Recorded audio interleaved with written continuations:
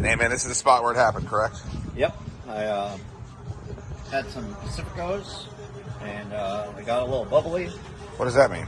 My stomach was churning, and I walked outside and projectile vomited right next to this car here.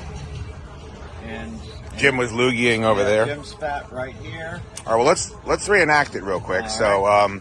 Brian will play the role of the girl having her quinceañera. Okay, sounds good. Oh my gosh, I'm just here having my quinceañera at Plaza Azteca. What is the man with no eyelids doing? It's fucking great, man. Yeah, it's kind of the way that it went. That's kind of the way that it went down on that fateful summer afternoon.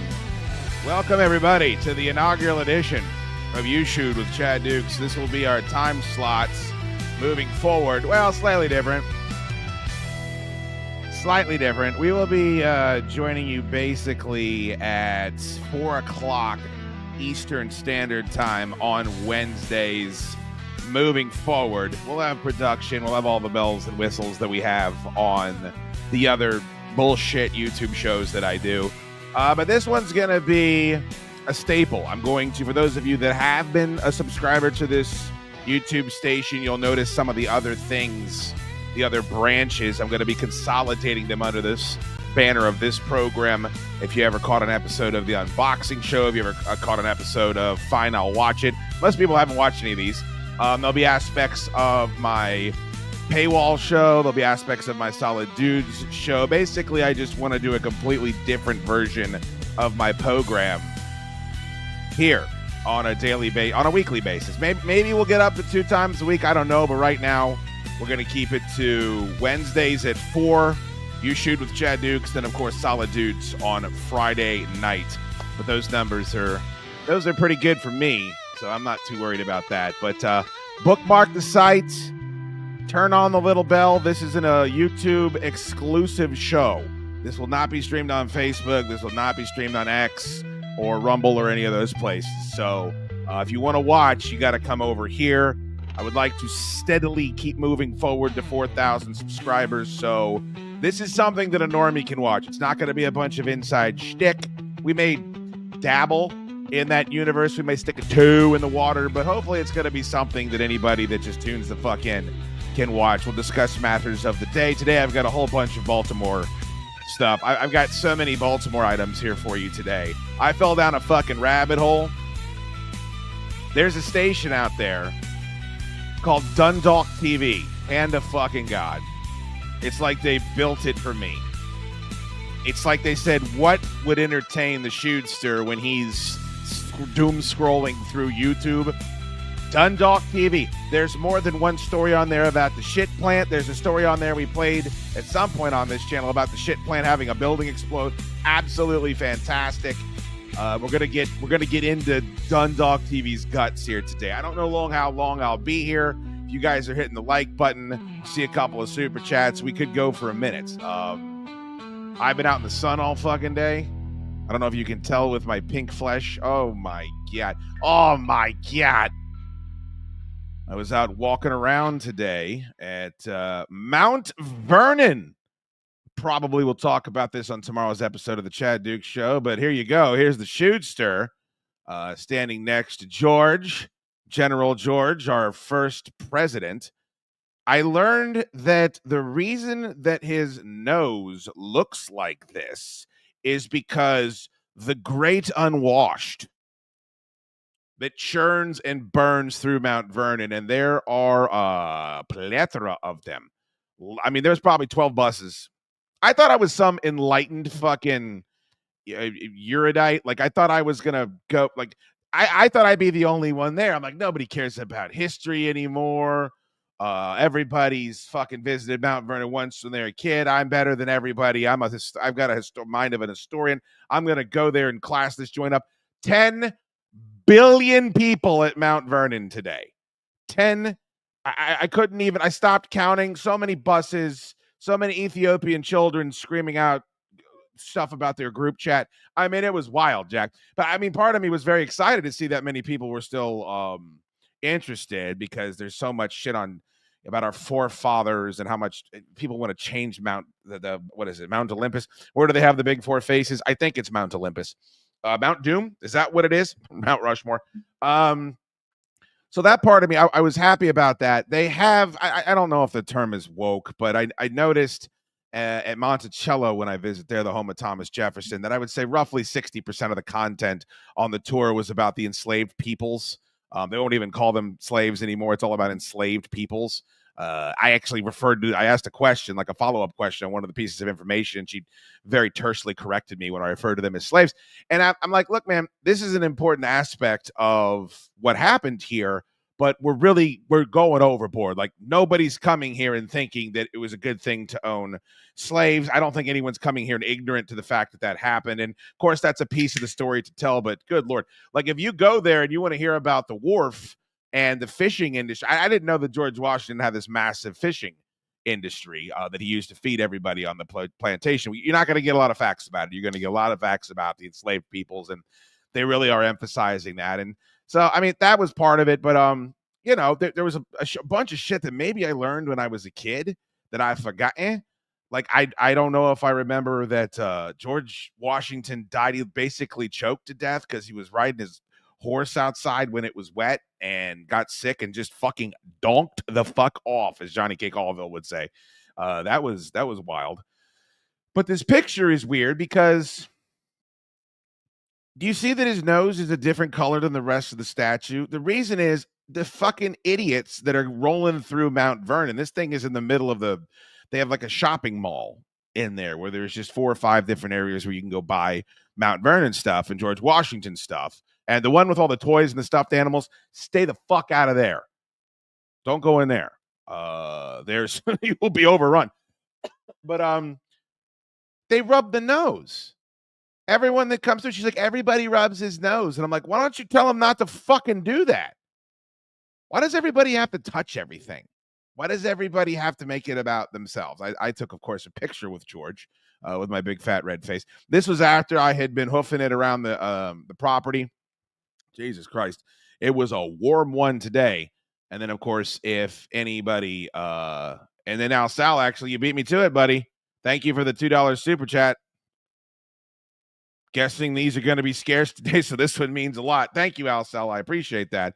But yeah, he says every trip to Mount Vernon should end at Roy Rogers. Boom, bam. Here's the Schuster at front of the fucking Fixins bar. You forget how good a good Fixins bar is, no matter how far I may roam or how much I love North Kakalaki or fucking Cleveland, Ohio, or Arizona, or any of the places I like.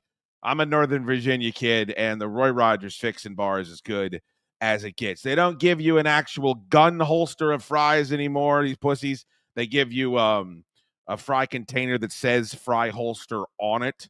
So that's disappointing. But I got the Gold Rush chicken sandwich and a large Coke Zero, and just lived my life as I did back when I was 13, 12, 11 years old, and I would ride my bike to the Roy Rogers. It was at Springfield Town Center. And somebody help me out. Where was the Roy Rogers that turned into the Einstein Bagels? I think that's off Old Keene Mill Road, if I am not mistaken. Help me out if anybody remembers. But yeah, it was a good day. Good day. A lot of walking, a lot of steps. Closed all the rings on the motherfucking Apple Watch.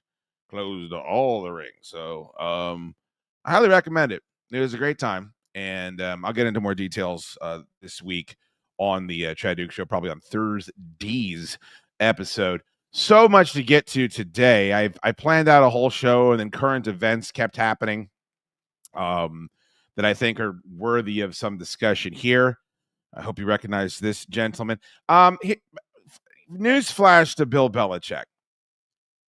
You can do whatever you want. You're Bill Belichick. I think that if you go through a full coaching cycle and ain't nobody interested, and then you go through another coaching cycle and you take a job with North Carolina, come on and raise up, take your shirt off, twist it around your head, spin it like a helicopter.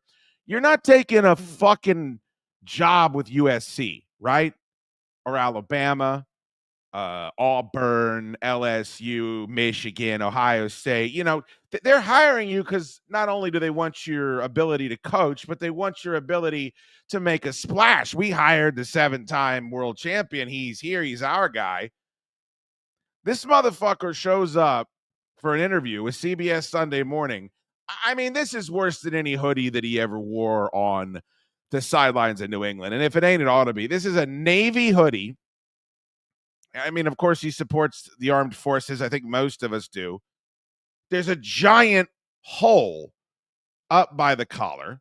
If any athlete showed up like this for an interview for CBS News Sunday Morning, this is a classy show, they get roasted, as well they should. You showed up dressed like a fucking homeless person. I personally find it disrespectful. You know, I'm not trying to clutch pearls here, but this is bullshit. Like, he wore a suit when he was introduced to UNC. Would it kill you to go down to the bookstore and buy yourself a brand new, you know, Tar Heel football sweatshirt if that's what you wanted to wear on this show? So I already got a problem with it before we play one clip of what actually happened. Now Sal says Rolling Road and Old Keene Mill. That is exactly where the Roy Rogers was that I used to frequent, which I think it's a Fresh Market now. I'm trying to remember. I think it used to be called Fresh Fields. The Chicken Out was over there. It's where Victor's Pizza used to be. You will find no more depressing strip mall on God's green earth than what they've done to that strip mall over there. They've modernized it, and it looks like a package that a T-Mobile Sidekick would come in. That's what the whole shopping center looks like. Regrettable, to say the least. So anyway, look, man, you're Bill Belichick. You can do whatever you want. Clearly, these guys aren't going to stop you. They're happy to get you, but you got a book to promote. You're trying to sell a book. How about we throw a golf shirt on? You don't like to be uncomfortable. I don't like to be uncomfortable. You don't like sport coats. I don't like sport coats. Let's throw on something that has 3 buttons. Huh? And let's leave the girlfriend home. We'll get to it. I have been an ardent supporter. I don't know if it's a supporter, but I have been an ardent defender of Bill Belichick fucking this 26-year-old skis. Like, I'm all for it, man. You're in your 70s. You've spent your whole life grinding football. You sacrificed a lot, clearly. Enjoy yourself. She's having fun. You're having fun. You're consenting adults. Who gives a fuck what the Karens say? Who gives a fuck what the bloggers say? Do whatever you want. Go out on now. It's gotten pretty public, right? Like, he's putting all the shit on Instagram. There's pictures everywhere of them doing tumbling, doing weird shit. But whatever, you know, it's not the end of the world. I've defended this nonsense up until this point because I think we get in too many people's business. Like, unless people are, it's not my business what the gender of your baby is going to be. But then when you do some elaborate gender reveal and post it on every single social media conveyance that we have in humanity, I might comment on it. And I might say, you're being a little narcissistic here. You really are making this all about you. You're not having the Christ child. So if Bill Belichick is getting swooped up by paparazzi going through Hatfield Jackson International Airport, you know, that's kind of shitty. Like, I don't need to see those pictures. I don't need you to bug that guy as he's just living his life. But they're putting a lot of this content out there, including the video that we saw of her on the football field, basically communicating in between him and his staff. So this video is just a little teaser for the episode. He does an interview with CBS Sunday Morning. It's a disaster. I think Portnoy was the first one that tweeted about it that really caught steam. I mean, can you imagine if you're UNC and you hear this off camera from the guy you're paying $10 million a year to? How did you guys meet? Flag on the play. Not talking about this. What? Why are you here? You're right. I'm not talking about this with you.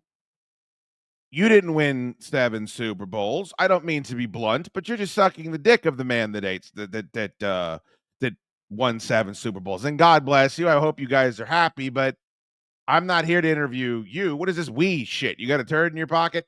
We're not talking about this. The problem is it's not even her fault. We all know this. We know this. Everybody's got a spouse, male or female, where the spouse that they have is a complete asshole or is a drunk or gets worked up at parties and you can't have them around alcohol. They speak too much or they spoil movies. It's up to the spouse to say something to the annoying half. So Bill Belichick right here should have said, I'll decide whether or not we're going to talk about this. Or he probably should have already had the conversation before they got there. She shouldn't have been there. I know she's running his media. She's handling all of his emails. I've seen the story, but he's already fucked up. If you're already to the point where you get asked a very benign question about your relationship, which is, where did you two meet? And you're at this level of interference, you've already lost the beachhead. You might as well pull back to the motherfucking bunker if that's where we already are. It's not like, does she use too many teeth? Is he good at the lingus? Like, there's nothing disgusting happening here.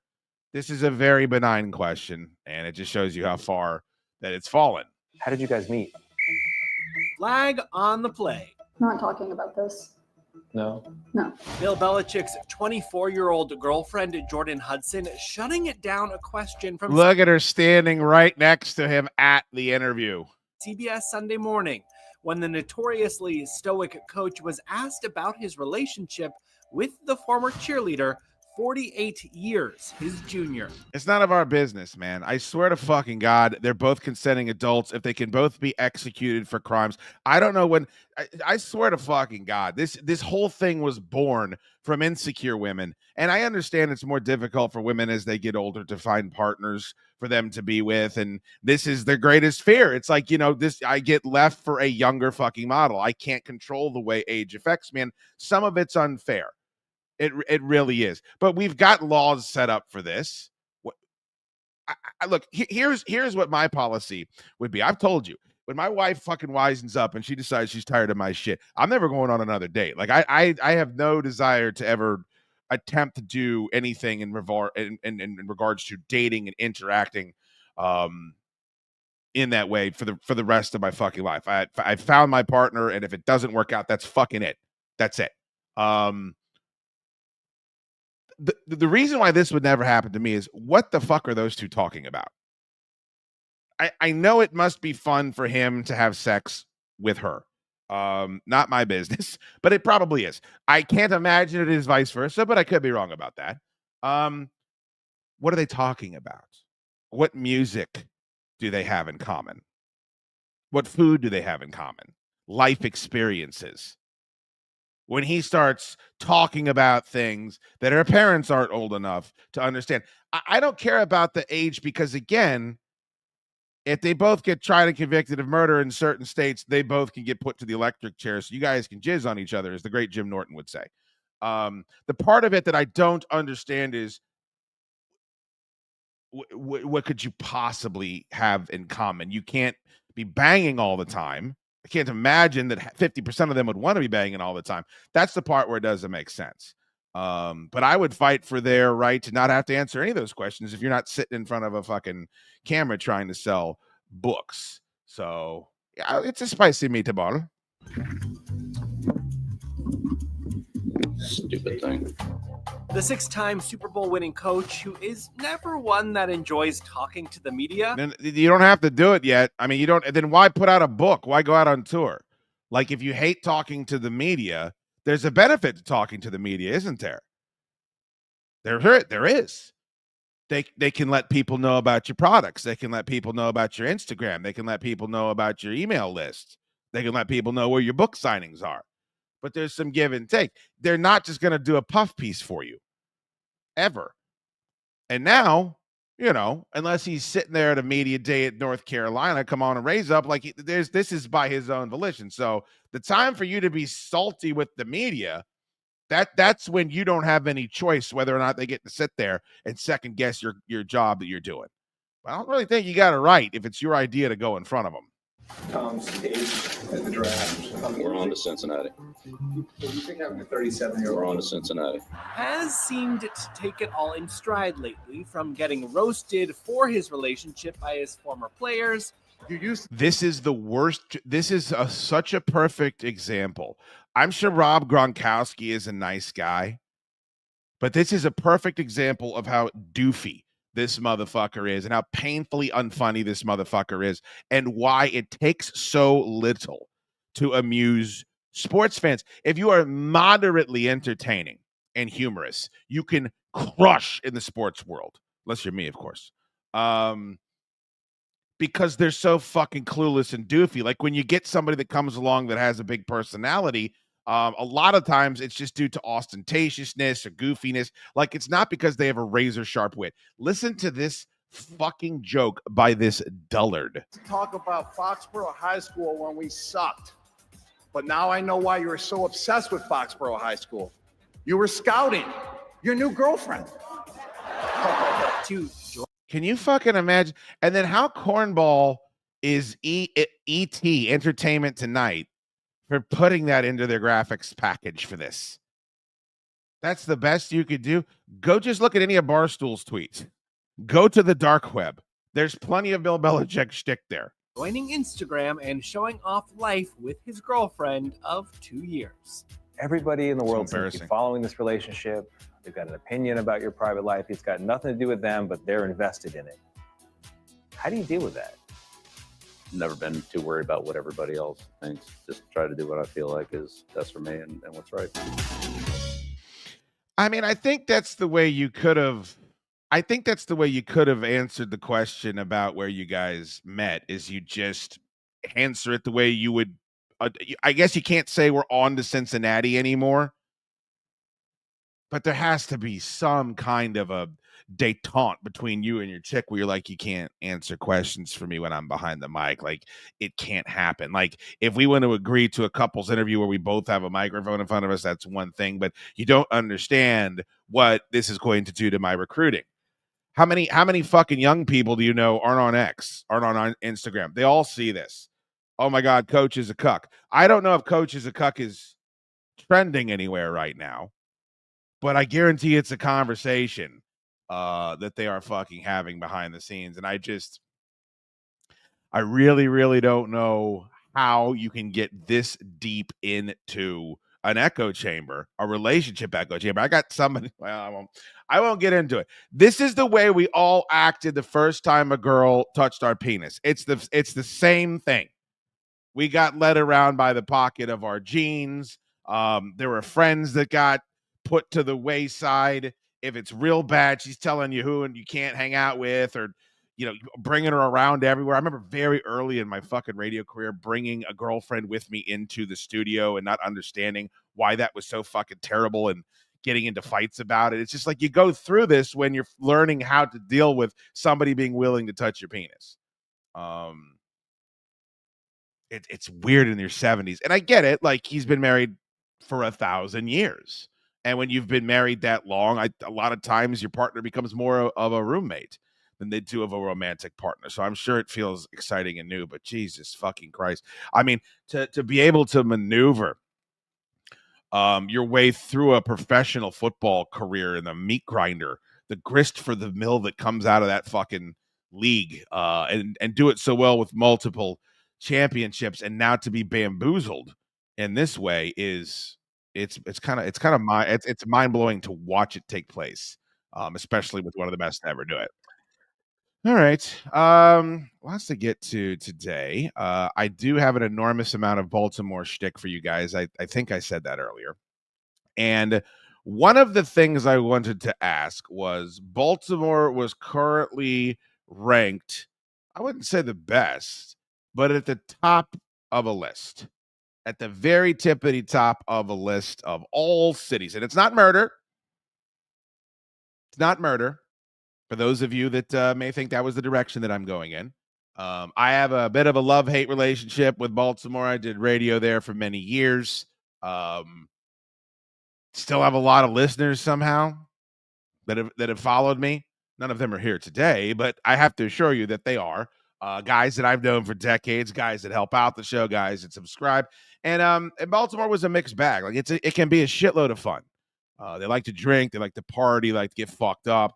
There's, dangerous aspects and components to it as well. But, it's a lot of me kicking the shit out of Baltimore for obvious things. Hammerjacks, Natty Boh, the Domino Sugar Factory, crab cakes. You're never going to be able to find a person from Baltimore that doesn't tell you that there's too much breading in the crab cakes. They could hand you a raw ball of crab meat and they would claim there's too much breading in the crab cakes. And I always say to them, stop ordering crab cakes.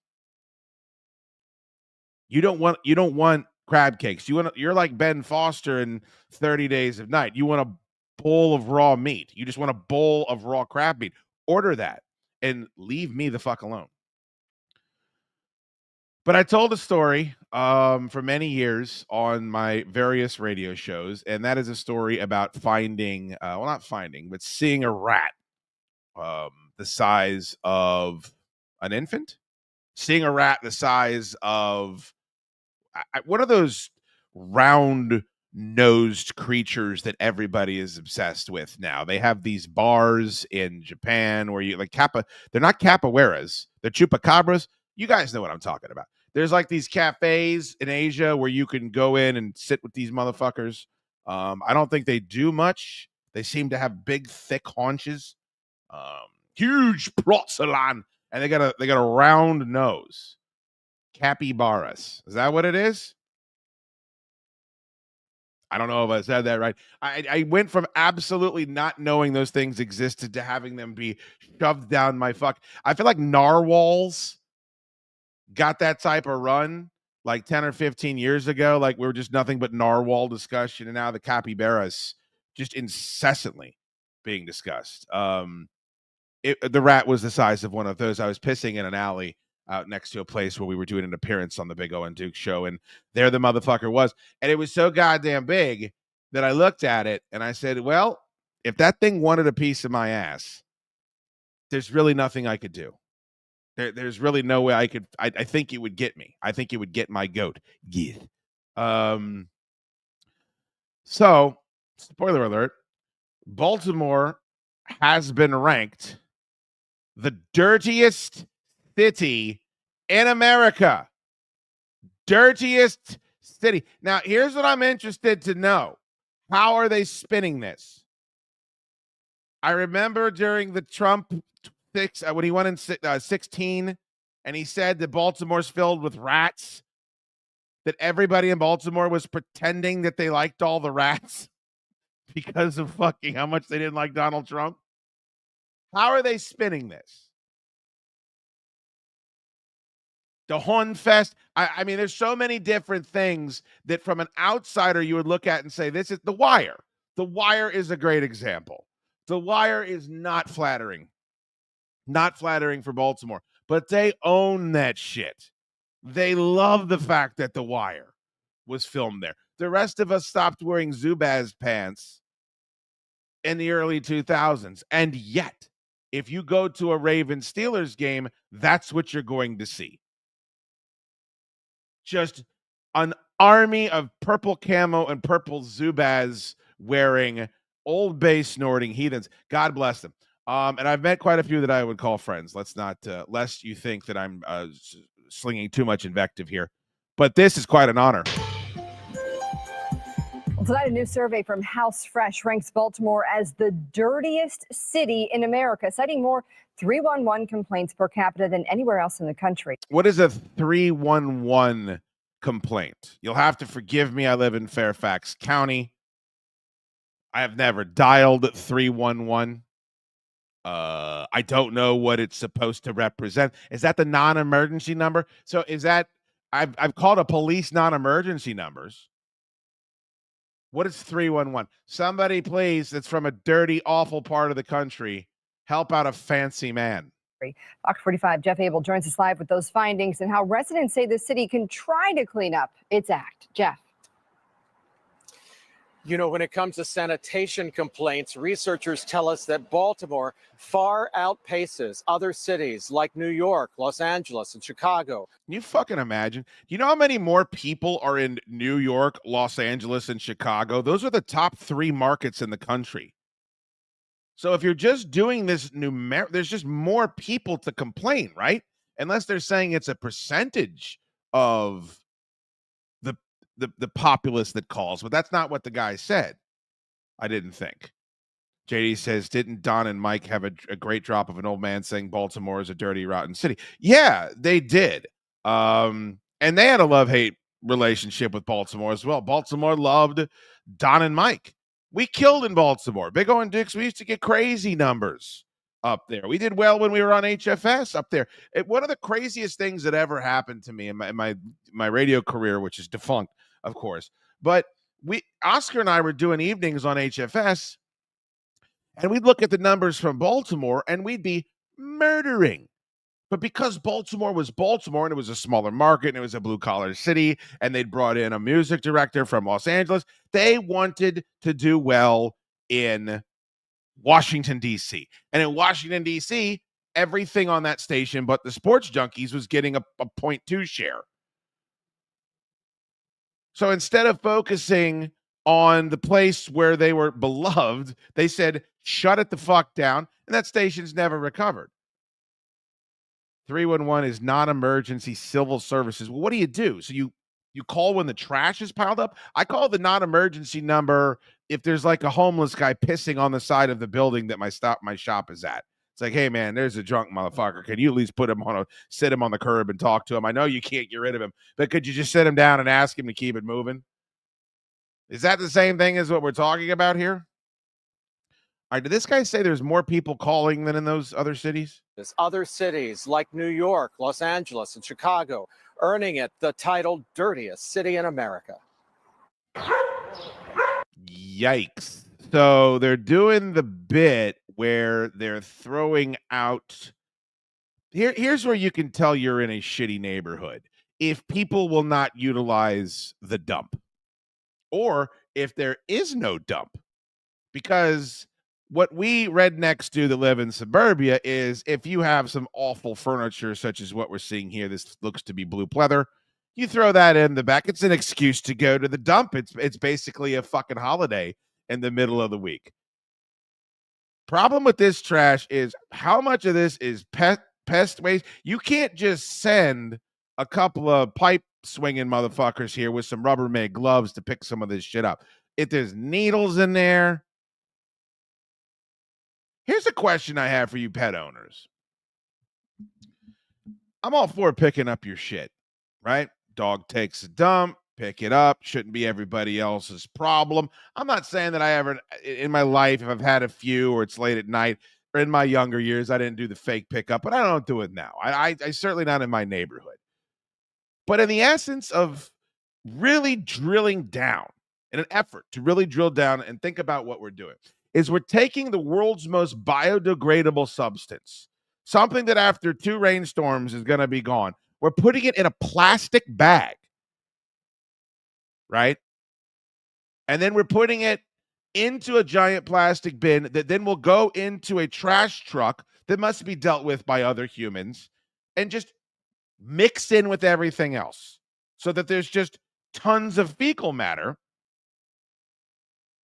I assume, in every dump in America. There has to be a better fucking way. Do people do compost piles for their shit? I mean, everyone in my neighborhood owns a dog. Everybody's got, if I walk Ripley twice a day, that's 4 fucking every 2 days, 4 bags, 6 bags, 8 bags. I mean, it's like 10, 15 bags of dog shit every single time my trash truck guy comes around. And that's everybody on the block if they're picking it up. There's got to be a better way. I mean, cats are the worst. I mean, the cat, I don't even want to think about the cat. It's just the whole thing. It's all plastic. It's all going in the trash. I would not have a problem being a trash man for any other reason than picking up all the goddamn dog shit. So when I see a pile like this, you know, that's the first thing I'd be worried about, even before I get to all the hypodermic needles, because I don't know where Baltimore might be the dirtiest city. But if we really drill down also on how their hypodermic needle use, I bet the top 10, you know, they may not be the Chiefs, but they could be the Bills. They could be the Ravens. In a back alley near Bentaloo and Baker. There's a lot of trash back there. Certainly is. The trash piles up faster than anyone can remove it. The city comes out, they will clean it up, but is back a mess. In this community, there's little surprise about Baltimore's most recent distinction, the dirtiest city in America. You believe this, that Baltimore's the dirtiest city in America? Yes, it is. Why you say that? Because it is. The title She's got no time for his nonsense. Here's the problem that I have. The city will come pick it up. Are you not paying for trash service? Like, I pay for trash service. That's how I get it picked up. I pay quite a bit of money for it. If you live in Baltimore, are you not paying for trash service? Like, is that just something, quote unquote, taxes take care of? What's different here? In a back alley near Bentaloo and Baker, There's a lot of trash back there. Like right there. Is it done? Are people that don't pay for trash service coming by, and because everyone in the neighborhoods, you know, the moral fibers in question, we're just throwing our trash on top of other people's trash? But the boss man used to be a big fan of that. Boss man used to be a big fan of giving me a fucking truck bed full of garbage that he had acquired over the week, and then I had to go find some wayward Subway or Domino's with a dumpster that was not being monitored. One of the highlights of my teenage years. trash piles up faster than anyone can remove it. The city comes out, they will clean it up, but it's back a mess. In this community, there's little surprise about Baltimore's most recent distinction, the dirtiest city in America. You believe this, that Baltimore's the dirtiest city in America? Yes, it is. Why you say that? Because it is. The title comes after researchers with the online publication House Fresh analyzed millions of 311 complaints that come into cities each year and discovered that Baltimore had thousands more calls. So this has nothing to do with percentage. It's literally just the number of calls. What's going on in Sacramento? The population of Sacramento has to be half of what Baltimore is. Charlotte is some shit. How can Los Angeles not be on the top of this list? How is it even possible? Riverside, motherfucker. Maybe because a lot of the suburbs of Los Angeles aren't considered Los Angeles, maybe. Very surprised to see Nashville and Pittsburgh where they are. Those are clean cities. I've been there. Houston's enormous. Houston should be very proud of that number. Houston's a giant fucking city. What is going on in Sacramento? We need to get Spiewak to get over here and do the fucking Sacramento dance and conjure up a solution. more sanitation complaints than any other city in the country. Sacramento was a distant second. We own it. You know, without a doubt, you can look and see the dirt that's here. Doc Cheatham, who leads Baltimore's largest community, says he's logged thousands of sanitation complaints. We average about 100 calls a month. Right here. Yeah. That's a dump site. But by the time the city responds, violators are long gone. The people who are coming to give out the tickets, they don't come often enough, and they don't come quickly enough. Already, there's concern that the country's dirtiest city could become even dirtier. If the mayor's proposed budget passes, the tipping fee charged at the city's landfill will double. It's going to make it much worse. Residents fear the higher landfill fees will simply encourage more illegal dumping. So they're saying it's too expensive. See, I'm sure there's some truth to that. You know, I'm sure money's tight, but it's also an excuse of convenience. It's also, I'd rather not pay for it. At some point, here's what I would say to anybody that lives in Baltimore or any city where this shit is happening. And there's nothing funny about it, but at some point, it can't just be we got a call and they're not coming fast enough and they need to come here and take care of this. At some point, you got to police your own community. I think that has to be it. I know that there's so many fucking... Have you ever been on that Nextdoor app? I'm sure you have. It's horrific. There are too many nosy Nellies and looky-loos with ring cams around here to get away with any of that shit in my neighborhood. People would be ratting you out left and right. So unless they're coming from several neighborhoods over, I don't know. I don't know what the solution... I don't know if vigilantism is the solution. I just know that a lot of things that people differ about, I don't even think it's politically, just from a lifestyle perspective, is should you be looking to X, Y, and Z from the government to take care of X, Y, and Z in your personal life? Or is that something that you need to get together and do yourselves? Is that something you need to provide for yourselves? It's where a lot of people get all fucked up about, people owning guns. People are violently against gun ownership. And then you look at how long the response time is for the police to get to your house. And it's like, well, at what point do I need to provide for my own security if somebody breaks into my home? It's like there's a fracture on that shit. And it's interesting because with this story, it's like, yeah, we average 100 calls. Well, it's like at some point, when are we taking care of this ourselves? Like at what point are we getting fed up? Now, I do understand the portion of that argument where it's like, what the fuck am I paying all these taxes for? Like, why am I giving half of my paycheck to this bloated organization that won't come take care of this shit? That's probably a story for a different time. Leaving some communities in an even dirtier predicament, one that could take a while to clean up. The trash need to be up. That's it. Well, according to the study, Baltimore is home to 6 of the dirtiest zip codes in the country, the dirtiest being 21213. We're live tonight. Jeff Abel, Fox 45 News. All right. You heard it. Let's look it up. Oh, wait, that's Google Drive. We don't want that. We want Google. This thing fucking thinking it knows about me. 21213. Let's see. Postal code Baltimore, Maryland. Okay, so it's Baltimore proper. It's in the city. I was hoping, my hope of hopes, it would be Dundalk or Glenbury or Savage or Aberdeen or Huntsville, Parkville, Brooklyn Park. I would assume Brooklyn Park would be the leader in the clubhouse. Grok that shit, Clint. Yeah. I was hoping he's someplace more fun. I'll tell you what, there was no trash in the street up at Glen Burnie on Sunday. I was just there. Everything looked very nice. It was meticulous. Ty Dillinger said the people of Los Angeles have given up and stopped calling. That is probably true. I mean, when I see those videos of the homeless encampments on the West Coast, I don't think, I always, is my catchphrase, there's nothing political about it. There's nothing political about looking at that and saying, what in the fuck? Everything gets put on hold until we figure this out. We can't have thousands and thousands and thousands of homeless people bivouacking on the side of the street and ruining everything. We can't have it.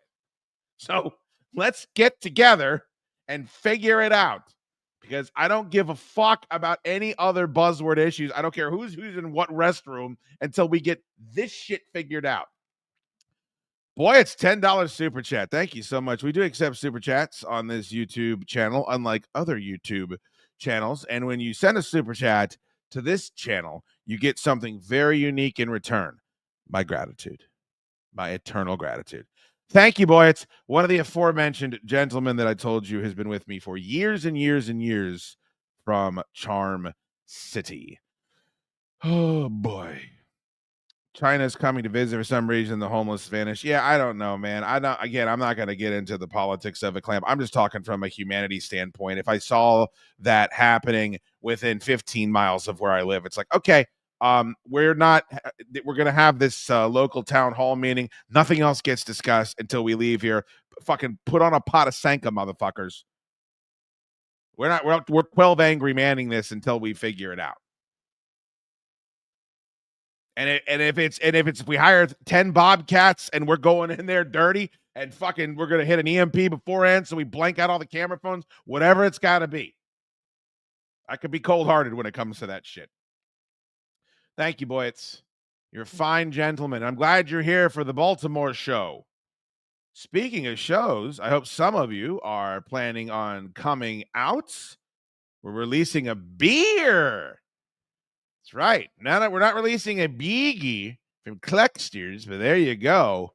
On May 31st, we will be out at a beautiful brewery, Fairwinds Brewing Company. We've done many events there. And we'll be having a hoot Danny, live broadcast of the Chaddukes show and the release of the Atlantico Amigos Mexican style lager, the official beer of the Pacifico Pals. Don't worry about it. It doesn't make any sense. Just know this. It's the best beer I've ever had.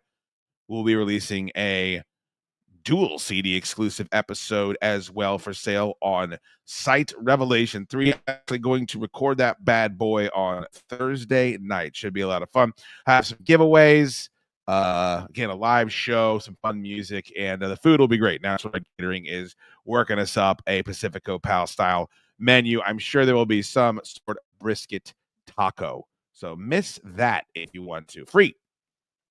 It is free to get into that bad boy. 21213 is the dirtiest zip code in the dirtiest county in America.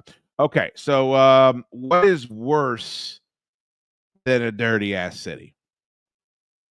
What's worse than knowing that you live in the most disgusting part of the country to hang a shingle up at? Well, I think it's possibly falling off of a fucking bridge and bleeding to your death. And of course, they had a fairly high profile one of those happened recently in Charm City, the Francis Scott Key Bridge. We all saw that horrific fucking video of the barge slamming into that bad boy, and then it just falling into the briny deep. It's fucking shit of nightmares. I mean, what percentage of the population, if we were just to spitball, do you think has a bridge phobia? I know the one that you constantly hear about is public speaking. Like, you're going to survive public speaking. Like, you're going to walk. Let's say you look like a huge asshole up there. Let's say you're not funny or likable. Let's just say the things in New York and they break out the cabbages and start screaming at the union and break this rap over fucking McGloin's head. Let's just say that happened. Guess what you get to do? You get to drive home. You get to go to Roy Rogers. You get to hit up that Fixin's bar. Get the Gold Rush chicken sandwich, holster of fries, right? Like, I've been embarrassed a lot. I'm embarrassed right now. I'm embarrassed as we speak. It's not great. That's what they have alcohol for. That's what they have edibles for. That's what they have fattening food for. Or, if you're not a broken person, the gym or the shrink. Cardiovascular. Pilates. I don't know. What do real people do when they're confronted with something that bothers them? They probably don't do what I do, which is nosedive into the brown liquor. Yeah, I mean, I've never bought that. Oh, I have a fear of public speaking. Well, go do it anyway. You'll be fine. You know what my fear is of, Mitch? A bridge collapsing and me falling down into Davy Jones' locker and getting crushed by dark, cold water. And it going into my lungs, and then sitting there for 30 seconds as you choke to death. Does this not sound worse than having to get up in front of the PTA and say why you'd like a couple of park benches installed next to the playground because you'd like to read your Kindle as your kids play? Jesus Christ, can we get a hold of ourselves? The narcissism around being afraid of public speaking. There's no narcissism in being afraid of a bridge collapsing. So that's why when you saw that video, however many months ago that was, and it's during the cold months, I don't know why it's so much worse. It's not like you're going to live if the bridge collapses and it's fucking August out, but it's just so much scarier, I think, with the dark, cold water. So I guess that kicked some of the people in the ass that needed to have their asses kicked. But what are the scariest bridges in America? I think the Benjamin Franklin Bridge in Philadelphia is one of them. But right up there, at least for me, would be the Bay Bridge, the Chesapeake Bay Bridge that connects the Eastern Shore to Kent Island and all that stuff. And then back to the mainland here. Have some in-laws that live over there. I mean, just from the traffic part alone. If you're not in the area, like if you're watching this someplace where you never would encounter the Bay Bridge, I can't even explain to you how ridiculous that it has been constructed. Like, the way back is a reasonably sized bridge. You kind of feel like you're more secure. You feel like you're more safe. I think it's even more lanes. The way over to the shore from the mainland. It swings way up in the air. It's very narrow and cramped. If you're I can't even imagine if you're driving a tractor trailer. When I'm driving an F-150, it's completely disconcerting. So when I saw this, when I was putting together this little episode, it certainly didn't make me feel any better about that structure.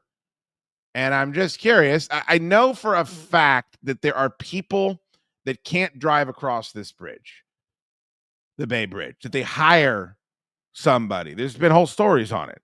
There's guys and I guess gals that stand at one side of the bridge. You give them a 20 spot. They get into your car, drive your car across the fucking bridge. You huddle down in the back seat with a blanket over your fucking head like Marty McFly in Back to the Future 2. Newly released analysis determines Maryland bridges do not meet risk threshold. Mother of God. Bay Bridge is a crucial pathway, whether for daily commuters or for your weekend trips to the beach. But now the state of Maryland looking to make some safety improvements after the Key Bridge collapse put a spotlight on bridge safety. You think it put a spotlight on maybe the lack of bridge safety? Our Maryland Bureau Chief Brad Bell joining us live. And Brad, the state just announced plans today. Are there any simple fixes? No, there really aren't. Look, the genesis of this was about a month ago. The NTSB, National Transportation Safety Board, blasted the state of Maryland in the wake of the Key Bridge collapse for not doing a risk assessment on the Chesapeake Bay Bridge. Well, Maryland has done that risk assessment. It is complete. Today, they released the results and they say, look, the risk does exist and we're going to take some steps. I guess that's better than not doing any of that, but correct me if I'm wrong. While you are having this risk take place, are there not still thousands and thousands of people traveling back and forth across that bridge as we fucking speak? As we all sit here with our brains leaking out of the side of our heads? Holy shit. So we finally do the risk assessment after the other bridge collapses, and we find out shit's fucked up. All right. I guess we need to get after it. Do we have any other options? Is there anything else we can do? Or can I just keep driving over this fucking thing? I mean, that's the part where I would have some questions if this was a part of my commute every day. I would probably have some blunt speech that I would offer up in response to this news story to the I-team. Ask almost any regular user of the Chesapeake Bay Bridge, and they'll admit it. They can't help but think about that horrible video of the Key Bridge falling. Yeah. What would have happened if I were on that bridge and it were to collapse, just like the other one? Well, that puts a little bit of anxiety in our hearts. What would happen? I think you know what would happen. I mean, I don't think you have to ask the question what would happen. You're fucking Dunsky. It's over with in one of the worst ways possible. George Washington's throat closing up pales in comparison to falling off of a goddamn collapsing bridge. Are ferries out of the question? I don't know. You have to have ports for ferries. I mean, they've got them down on the Outer Banks. It takes forever for the motherfucker to come back. I don't think that. I mean, you would have to, right? Here's where do they have the sand? Do they have the balls clamp to say the bridge isn't structurally sound? We are concerned about what we found in the wake of this other bridge collapse. You can't use it. Does anyone have the balls to do that? Or are they too scared with the financial Armageddon there would be? Because there's no other bridge, right? There's no other bridge to do this anymore. But if it needs to be done, it needs to be done, regardless of how pissed off people get or who loses their job. That's where I would be worried that I was in danger, is that no one's going to have the sack. Now, they go into a few more details about what they actually want to do. And part of this, let's be fucking fair, is the goddamn barge ran into the side of a ship. It's the biggest boat you've ever seen. I mean, I'm sure you can do enough to help prevent it in the future and do a better job of it. But if you're going to ram a ship like that into the side of the bridge, it's probably a difficult thing to try to predict every single component of the aftershock of the ramifications. But they do go into it a little bit here, and I guess you should feel a little better. But here's what I know. This guy is asking us, what would happen if I was on the bridge when it was collapsed? You're going up to Jesus, sir, like any other rest of us, in your stead. In mind, wouldn't it? It's not just about their safety. They worry about losing the vital link from the eastern to western shore.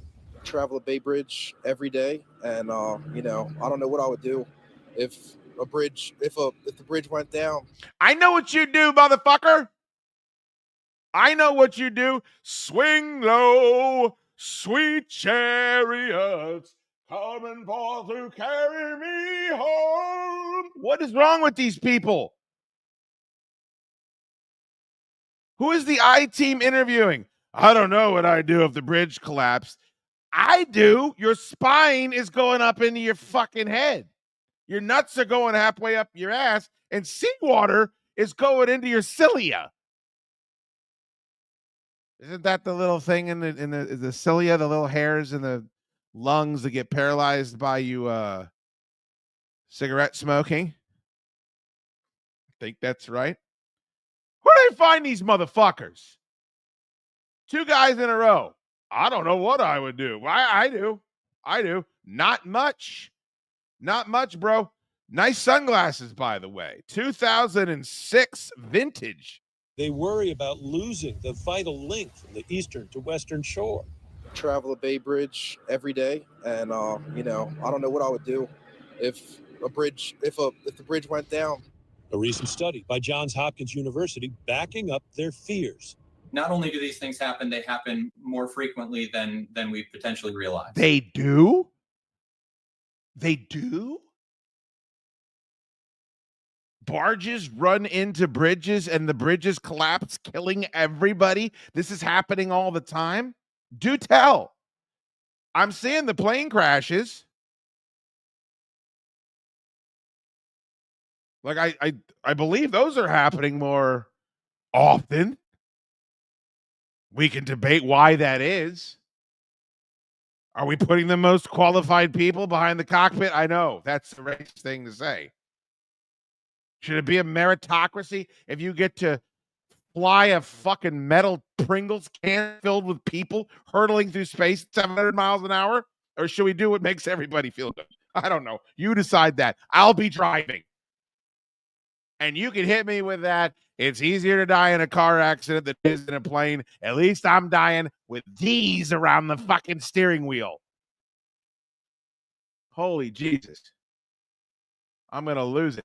So this happens more often than we think that it does. I really wish that there would be some rounding on that point. And I really wish some examples would be given. Like, where are these bridges collapsing? Are you all aware of this? Is this a part of your daily doom scrolling? I missed it. I missed it with all the otter videos. I get so many otter videos. Oh my God, I love otters.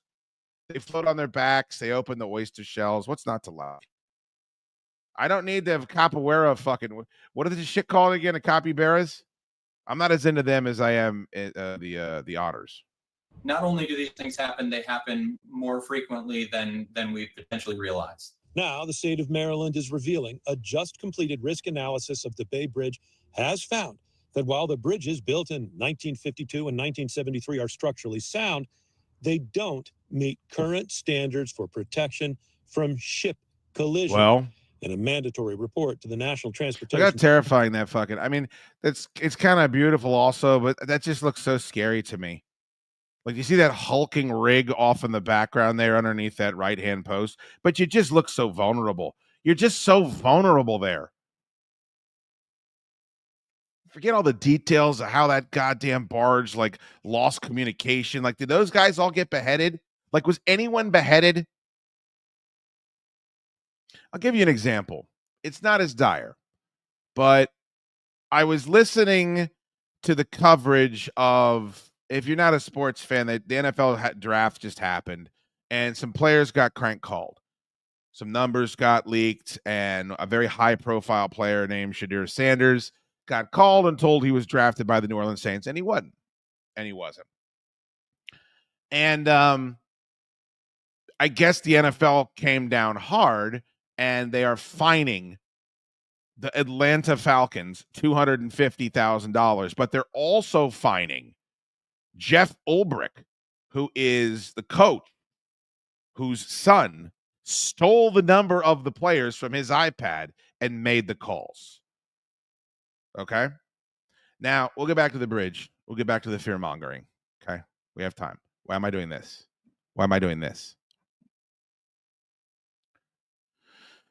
So,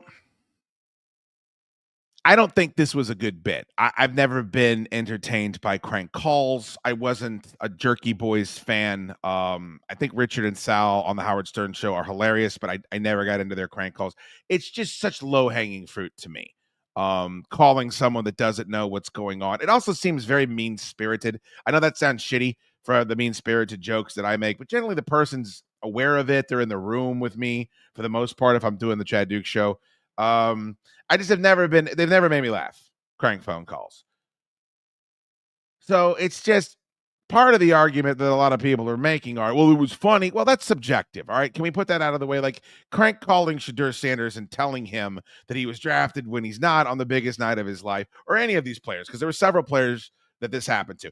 Would anyone have been fined if it wasn't Shedeur Sanders? Well, I think you know the answer to that fucking question. Who was the guy from the Eagles? This happened to a guy from the Eagles last year, Cooper DeJean's, right? He got fucking crank called. There was no investigation. There was no massive fine. Why? It's because for whatever reason, as much as people think that this league is blackballing Shedeur Sanders, they're not. There's a big fucking chunk of it that pledges fealty to him and to Deion Sanders. A lot of it comes from the media. Actually, I pulled it here. I mean, I assume most of you are familiar with this story, but it looks like it's going to be a giant chunk of money, at least from an individual perspective. $250K ain't nothing to an NFL franchise, of course.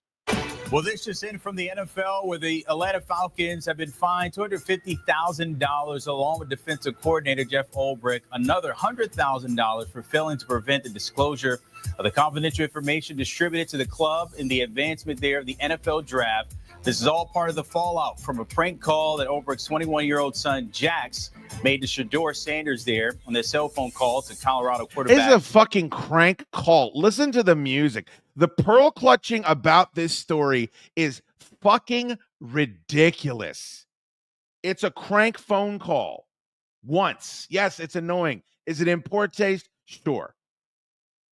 But my God, the hand-wringing that was happening. I heard people calling for jail time, and not just idiots on X, like people that speak into a microphone for a living. Like, let's get a hold of ourselves here. But my point being, Jeff Ulbricht's Clamp, I don't know if you can look this up or somebody in the chat. You seem to be the only one here. If you don't mind looking up, what does Jeff Ulbrich make for being, I think he's the defensive coordinator for the Atlanta Falcons? Look up what his salary is for a year. $100,000 to the father of this kid. You know what that is?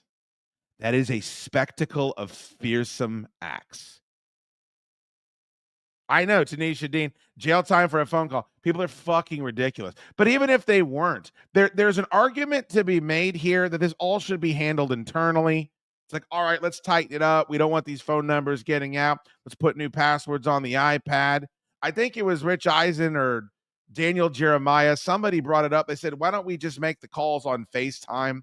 That way, if you know, if the general manager of the Saints is calling you to say that you're going to be the quarterback, you're going to be our draft pick because he is staring at you in the eyes. I don't know why they're not doing that. I mean, we can do this, right? I can speak to you here. You can order a webcam. I'm sure the NFL can order a webcam for all the teams, all 32. Let's order 32 webcams. Jorge says 1.6 million. So 60, I mean, that's a nice living. It really is. It's $100,000 that he did not budget for. Let's just say it's 10 grand.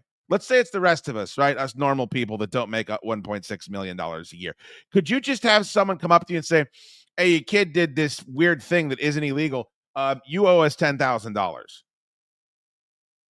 Oh, what? I didn't even know about it? Look, man, you want to go down this road and talk about these parents of these kids that are in charge of these fucking school shootings, and we want to start charging them, I'll have that conversation way sooner than I'll have, wait, my kid saw a phone call and did a wacky bit, and now I got to give you $100,000. How about get fucked? I'm calling my lawyer. What this is, though, is it sets precedent and it's a spectacle of Fearsome Max. You're not going to be able to get to these bro dog shitty kids. I guess he already apologized, but what you got to do is you got to put the fear of God into the dads. You're not going to cost me $100,000. Now we know what it is. So they have to be the ones. That's the proverbial head on the pike. What Bruce the Butcher, what Bill the Butcher discussed with the spectacle of Fearsome Max. And I go back, the reason why I even brought this up is, where are the heads on the pikes from the barge running into the bridge and the people dying? I want to go old school. Let's put this motherfucker in a stockade. If you fuck up so badly, we figure out that it's you, that people are dead in the most horrific way possible. I like democracy just fine. I like a republic. But maybe it's fear of God time. Maybe it's Old Testament time. And the NFL did that figuratively when you're talking about fucking punishing. Finding an organization, $250,000 is a lot of money to anybody, but to an NFL, billions and billions and billions of dollars it's worth. It's not the end of the fucking world. You're losing draft picks is worse. There's other things they can do. But $100,000 to an individual, that is, you tighten up, ho.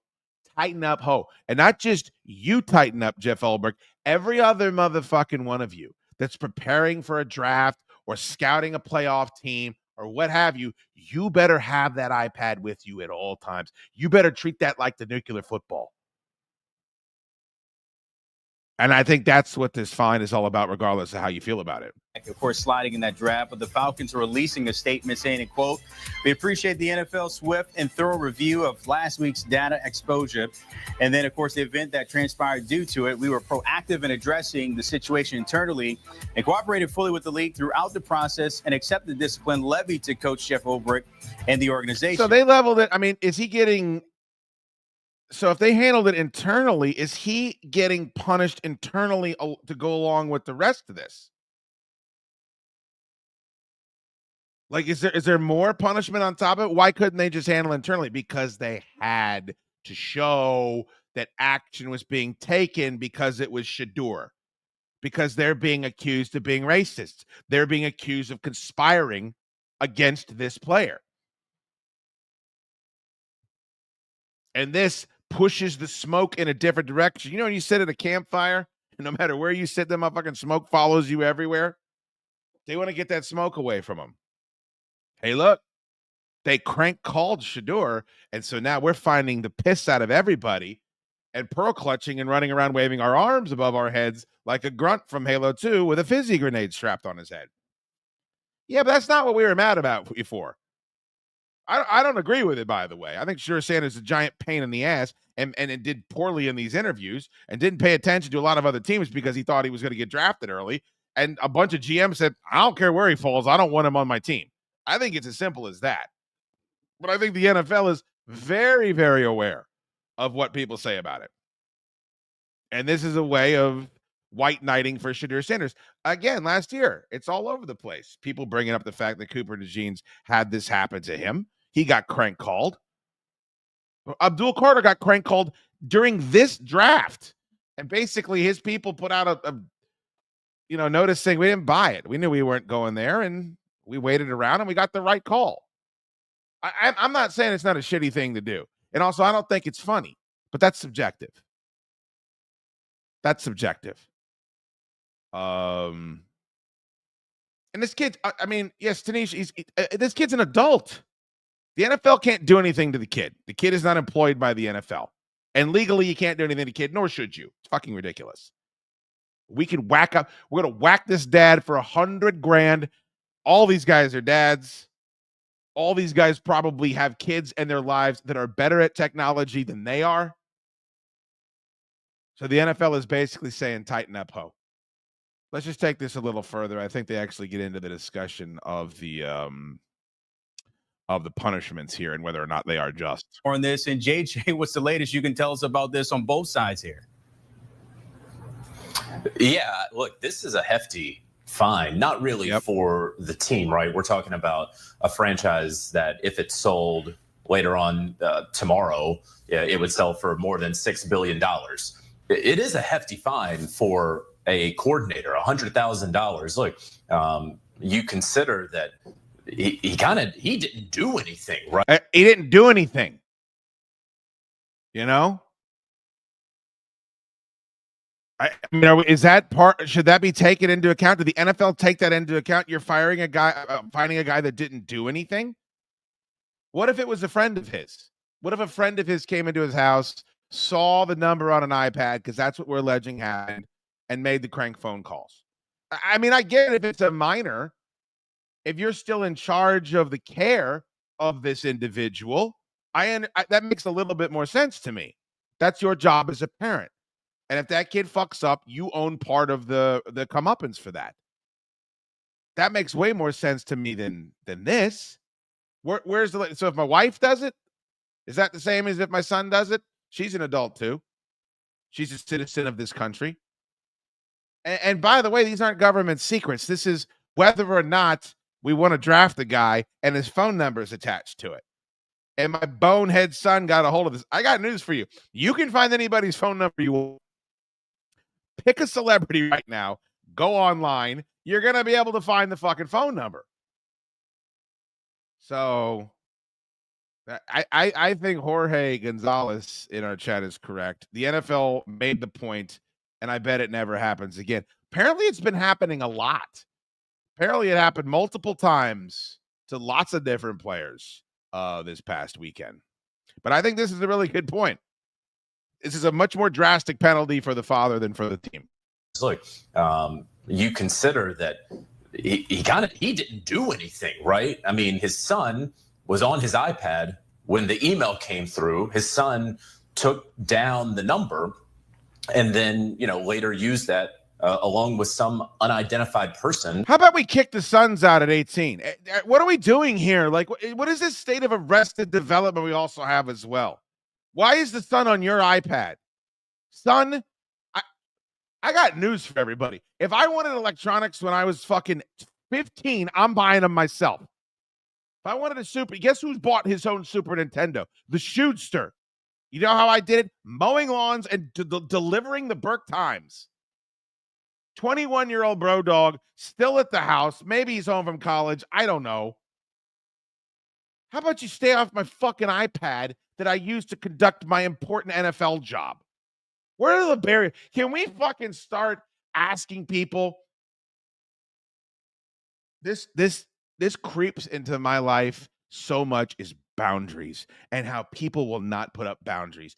Every problem my producer, Jim Jester, has is because nobody set up any boundaries in his life and still won't. Same thing goes with Ant-Man. Same thing goes with everybody that I see in restaurants where their kids are listening to the phones without headphones and screaming and yelling and running around. Boundaries. Bad pets. The pets, the dogs that are biting people in the dog parks. There's no boundaries for that fucking dog. And if the dog can't live within the boundaries, you don't take him to the goddamn dog park. It's literally, I would say 75% of all of our problems we have in this beautiful country of ours. I'm not talking about other places. I can only speak about here. It's because we don't set up boundaries properly in all aspects of our life, with our marriages, with our children, with our fucking pets. Stay off my iPad, you little shit. You have your own. I know it sounds harsh, but we're not having this conversation if that conversation was had beforehand. Really? I mean, I know it sounds simple because it's, at least so far, as far as I know, to make that call to Shedeur Sanders. A very cruel prank that unfortunately happened a little too many times across the NFL during the draft. It has over the years. It certainly did this past weekend. And so, look, there's not going to be a forfeiture of draft picks for the Falcons. I'm told that this is going to essentially close the book on any sort. Can you fucking imagine if they had to forfeit draft picks because the adult son of one of their coordinators made a crank call? Can you fucking imagine? I wish they would have done it. I wish they would have had the balls to do it. Because how does the players union then not get involved? Hey, what are you doing? You're hurting my client's chances to gain assets to help win football games because a coordinator's son crank called a player that doesn't play for this team and never will? Woo! Oh, I wish they would have done it. Oh, the conversations we would have had. Of punishment as it relates to this. We already had the apology in a statement. Jackson Ulbrich, the 21-year-old son of Jeff Ulbrich, calling Shedeur Sanders and the Sanders family to offer an apology. Oh, they called him again. The team fine. And now this individual fine of $100,000, not inconsequential whatsoever. So, I think a fairly hefty punishment here for the coach, for the team. And then also, I know a lot of folks are wondering what's going to happen to Jackson Ulbrich. The NFL with really no jurisdiction over him, not punishing him. Of course, his name is Jax. Of course, can we please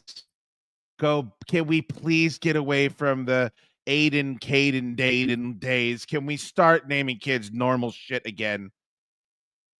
You're not having the Christ child. You don't own the Christ child. Name the kids something that exists. Jax. You don't have metal arms. You can't shoot torpedoes from them. You're not a special forces agent along with Lieutenant Sonya Blade. Get fucked. What's going to happen to Jax? Please put him in a stockade and let me throw a grapefruit at him and let's be done with this. This is something that is going to follow him around for his entire young. He's going to be a celebrity for this. What are you talking about? Nobody that's in his circle thinks this is a bad thing. He's famous now. His name's being said on CBS Sports HQ. His dad's probably pissed. I got to mow the lawn again. Why? My dad got fined $100,000. Boy, I really didn't do this guy any favors when I paused this thing, did I? Holy shit. It looks like a melting candle here. I'm sure Jax gives a fuck. The only Jax there should be is in Sons of Anarchy. If you look like Charlie Hunnam with your shirt off, you could be named Jax. There, we've got that out of the way. Adult career, right? I mean, he's 21 years old in college. You're going to Google his name as a potential future employer, and you're going to see this. He's not doing pee porn. What are you talking about? The porn histories get exposed all the time. It's way worse than this. What are you jacking off to? We don't know what he's jacking off to. He's going to be fine. His dad's an NFL coordinator, former head coach. You can forget about any sort of potential future employment in the NFL. What are you talking about? If Jax Ulrich, what the fuck is the guy's name? If he can draw up an offense like Sean McVay, he's unhireable. I've fucking had it. I've just had it. The overreaction. I don't know if it's a symptom of cancel culture. I don't know if everyone's just so wired now that if you fuck up in any way, shape, or form, even if it's as benign as this, it means you must be punished for the rest of your life. I mean, we're the biggest pussies in the world, and yet we still want people ruined forever if they trip and fuck up. How make that make sense to me? $2 super chat from Jasper Saunders. No comments. That's the way I like them. Please, more super chats with nothing to offer. You can feel free to say something next time, Jasper, if you like. We do accept super chats over here. Explain to me how we are so vindictive and everyone's reporting people for shit, clipping emails, sending them. I mean, I don't know. It sounds like this is some sour grapes for me because this is how I got fucked over. You think the person that was clipping shit that they found offensive that I said and sending it into goddamn WJFK ever came out and had a victory party? It's all from a veil of anonymity. And at the same time, everyone's pissed and coveting anything anyone else has. And instead of going out and getting their own, instead of going out and getting their slice of the pie, they feel good tearing other people down. That's the part about Shedeur Sanders. Like, I don't care for the way that he conducts his business. It turns me off. And I think a lot of people need to acknowledge that when somebody comes across as braggadocious and arrogant and flaunting their wealth and flaunting all their stuff, their material options, it turns a lot of people off. It could just be as simple as that. But I don't want Shadir Sanders drummed out of the league. I don't want him to never give an opportunity to play quarterback. I don't want him blackballed. Why? That doesn't put a penny in my pocket. Doesn't make me happier. It doesn't do anything for me as a person. I heard 20 years ago, I had Adam Carolla say, work on making dollar instead of saving a penny. And I think this falls under that umbrella. Is if everybody that was out there shitting on everybody and everything, and I'm not just talking about having an opinion about a movie or a song or whatever. I mean, you're going and listening to a guy's podcast, you're going to listen to a guy's mixtape, or you're going to watch something and then you're going into a subreddit and you're trying to get this guy fucked over. It's like, what are we doing? What happens after you get that accomplished? Are you richer? Are you better looking?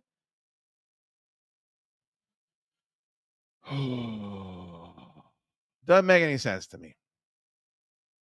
And yet so many people cathartically dispel animosity in their brains by acting that way instead of, let me start a podcast. Let me try to write a book. Let me try to write a screenplay. Let me take a class. Let me do 10 sit-ups. God, do I need to do 10 sit-ups. All right, let's finish up the death bridges. They're in Baltimore. And Safety Board, state is pledging in the short term to implement new communications rules for ship pilots, reduced ship speeds, one-way ship traffic, and on the bridge to implement vehicle management plans. In the long term, saying protective devices such as fenders on the bridge piers and structures called dolphins, which will keep the ships away. They're going to have Tua Tagovailoa, and they're going to lower him down. Ricky Williams is going to be there with him. It's going to be fantastic. Maybe we bring Larry Zonka. Is Mercury Morris still with us? And what we do is we build a little platform for them in front of the embankments, and they wave off the barges. No, no, no. They're going to have Michael McDonald. What's his name? Clamp, what's your coach's name with the joggers and the glasses and the emo shit? God, that guy's a pussy. He wouldn't be able to wave off a skiff, much less a tugboat. Where's Coach Shula? Bring Coach Shula back. He could save these bridges.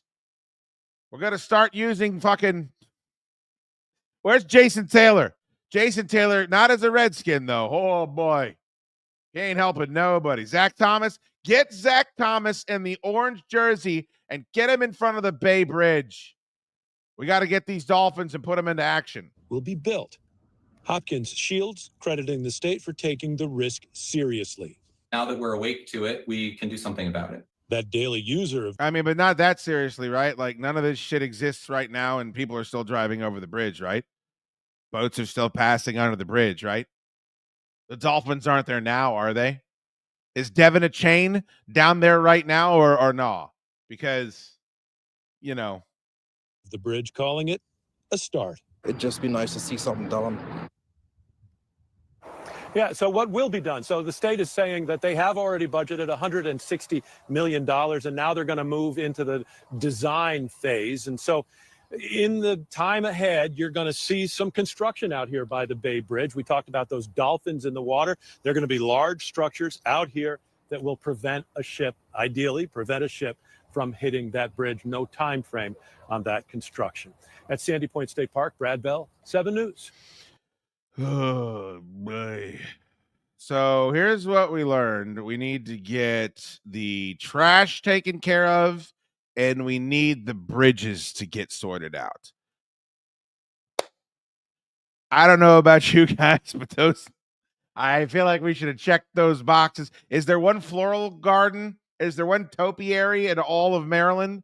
If there's one topiary, I got to ask why, if we haven't figured out the trash and the bridges. But that's just me, a wayward Virginian. So, I think I told you about this at the beginning of the show.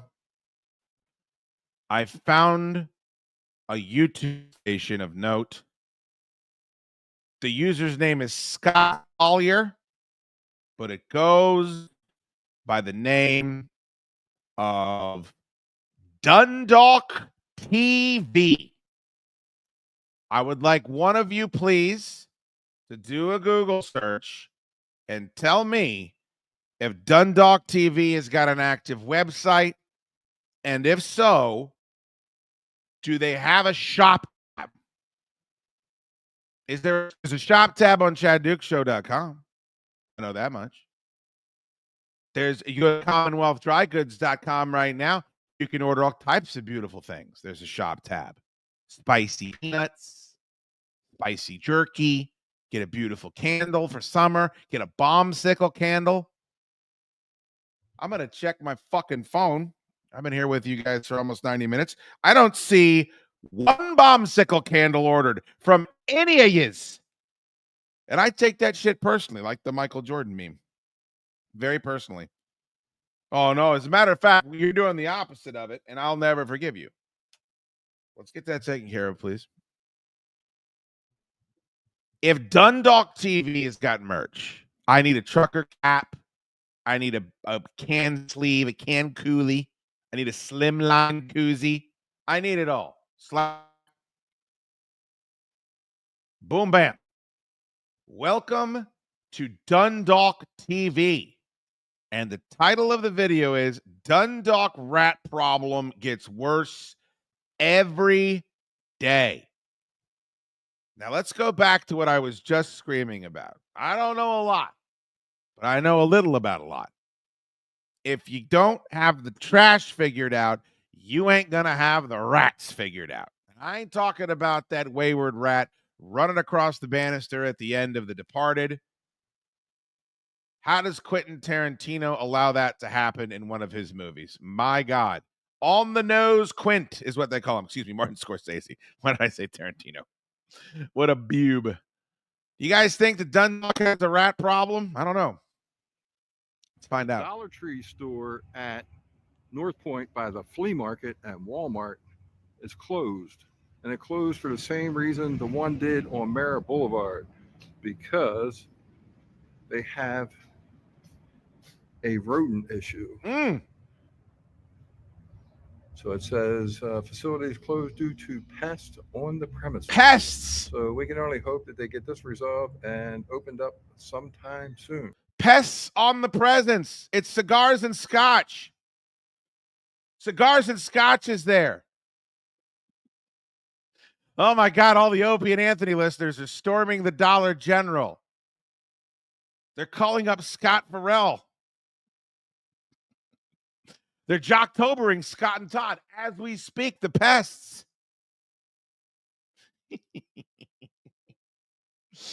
Oh boy. Snowy from Michigan is in the Dollar General in Dundalk. This is some narrow casting of the shtick right here, but I'm enjoying myself. Oh boy. FedEx Ed, what was that guy's name? Dugout Doug? I forget all the pests' names. So we can only hope that they get this resolved and opened up sometime soon. Yeah, please. How else are we going to eat and clothe According ourselves? to residents of the Greens, there are issues with rodents inside the building. We know for a Look at this shit. This is why I wanted to show you this video. Look, man. I know life is hard. Life ain't fair, and the world is mean. Sturgill Simpson taught us that many moons ago. And we all have our breaking points. We all have our lines in the sand where you try to find out who I am. Am I Triple H? Am I Big Dave Batista? Am I the legend killer Randy Orton? Perhaps I'm the 16-time world champion. Second place to John Cena, if there's a world where that makes sense. I think there are some universals, no matter who you are or where you hail from. If you have rat holes like this, think about the term rat hole. How many times have you said the term rat hole in your life? You ever seen a rat hole? You ever been confronted by, let's count. 1, 2, 3, 4, 5, 6, 7, 8, 9. I count 10, maybe 11. This is next to that building. At some point, and listen, I don't know everybody's struggles. I'm not condemning. People have lived through being near rat holes, I'm sure, and made something of their lives and provided for their children. But at some point, I'm robbing a bank. At some point, I'm breaking into a buddy's house and I'm stealing all his shit like Smokey and Debo, who was in there the whole time arguing. I'm not advocating that anyone should ever do that. You should not. Don't commit crimes. On YouSchoode, we encourage you to stay away from the crime committing. But what I am saying is we all have a line that breaks us where it's, okay, I've got to go outside the conventions of a normal society and do what I got to do. And if I end up dying in a hail of gunfire, if I end up at the business end of a taser, if I'm getting a wood shampoo and then dragged into a fucking prison penitentiary, so be it. But I can no longer live like this. And I'm just going to tell you in my personal line in the sand is evolution. It's rat holes.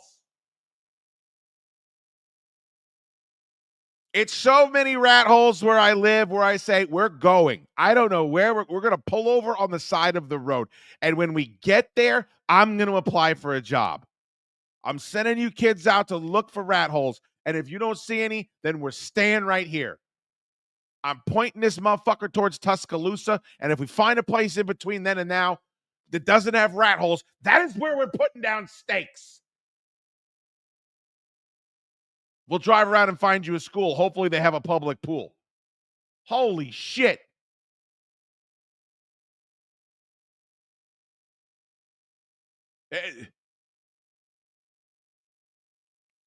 It's got to be everyone's breaking point.